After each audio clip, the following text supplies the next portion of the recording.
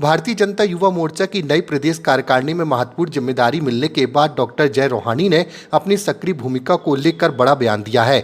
Research and policy विभाग के प्रदेश प्रभारी बनाए गए रोहानी ने कहा कि उनका विभाग युवाओं को सरकार की योजनाओं से जोड़ने, उन्हें नेतृत्व और रोजगार के अवसर उपलब्ध कराने तथा इंटर्नशिप व MSME जैसे विकल्पों के जरिए आत्मनिर्भर बनाने पर काम करेगा। उन्होंने बताया कि उनकी टीम पूरे प्रदेश में जाकर युवाओं से संवाद स्थापित करेगी। वहीं पश्चिम बंगाल चुनाव को लेकर रोहानी ने दावा किया कि प्रधानमंत्री नरेंद्र मोदी के नेतृत्व में भाजपा प्रचंड बहुमत से जीत हासिल करेगी। 12/7 विधानसभा के प्रभारी के रूप में पिछले 1 महीने से बंगाल में सक्रिय रोहानी ने ममता सरकार पर निशाना साधते हुए कहा कि राज्य में मूलभूत सुविधाओं और रोजगार की कमी से लोग परेशान हैं, जिससे युवाओं और महिलाओं का मोह भंग हो चुका है। उन्होंने भरोसा दिलाया कि इस बार बंगाल में भाजपा का परचम लहराएगा। किस प्रकार से आगे की रणनीति आपकी? अभी भारतीय जनता युवा मोर्चा की प्रदेश कार्यकारिणी का घोषणा हुई है, जिसमें प्रदेश नेतृत्व द्वारा मुझे भी एक महत्वपूर्ण दायित्व सौंपा गया है।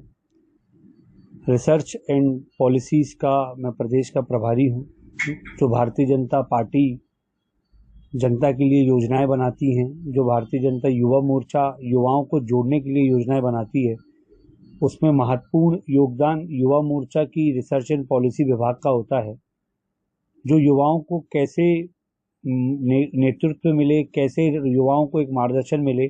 जैसे हम आज बात करते हैं कि इंटर्नशिप होना, या हम युवाओं को रोजगार की बात करते हैं, उनका खुद का MSME सेटअप करने की बात करते हैं, उसमें ये रिसर्च एंड पॉलिसी डिपार्टमेंट का विशेष योगदान होता है कि हम युवाओं को सरकार की योजनाओं से जोड़कर कैसे हम युवाओं को एक ऐसा शीर्ष नेतृत्व का जो मौके हैं, जो सरकार भारतीय जनता पार्टी जो अलग अलग योजनाओं के माध्यम से लोगों की सहयोग करना चाहती है, वो कैसे हम युवाओं तक इन योजनाओं को पहुंचा सकें, यह विभाग वो काम करता है। उस विभाग में मेरे साथ 2 और 3 पदाधिकारी हैं, जो पूरे प्रदेश में घूम के युवाओं को सरकार की योजनाओं से जोड़ने का काम करेंगे।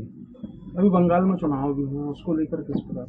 अभी बंगाल में चुनाव हैं, तो भारतीय जनता युवा मोर्चा को की एक टीम को वहाँ पे नेतृत्व करने के लिए भेजा गया है, तो हम लोग भी उस टीम में हैं।